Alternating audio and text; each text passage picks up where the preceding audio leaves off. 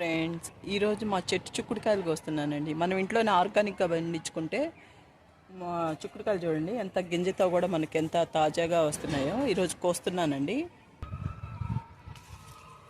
ఇక్కడ రాడిష్ కూడా ఉందండి, కోసేస్తున్నాను రాడిష్ కూడా. ఇంట్లో మనం ఆర్గానిక్గా పండించుకుంటే ఇట్లాగే ఉంటాయండి. చిన్న తొట్టుల్లోనే వేసాను నేను. ఇదిగో చూడండి కోస్తున్నాను. ఇది ఇక్కడ ఒకటి ఉందండి సందులో, దొడ్డుగా అమ్మ. చూడండి ఎట్లా ఉందో, ఎంత తాజాగా ఉందో చూడండి. మనం ఇంట్లో పండించుకుంటే ఇట్లాగే ఉంటాయండి. ఆర్గానిక్గా మనం ఇంట్లోనే పండించుకుంటే, చిన్న తొట్టులోనే కదా నేను వేసాను. చూడండి ఎన్ని వచ్చినాయను, చూడండి ఎన్ని వచ్చినాయను. చూడండి ముల్లంగి, రెడ్ ముల్లంగి అండి ఇది, రౌండ్ ముల్లంగి ఎంత తాజాగా కాసిందో చూడండి. కుడికాయలు కూడా కోసుకున్నానండి నేను ఈరోజు. కొన్ని ఇంట్లో ఉన్నాయి, నిన్న కోసినవి కొన్ని కోసుకున్నాను. ఓకే అండి, నచ్చితే లైక్ చేయండి, షేర్.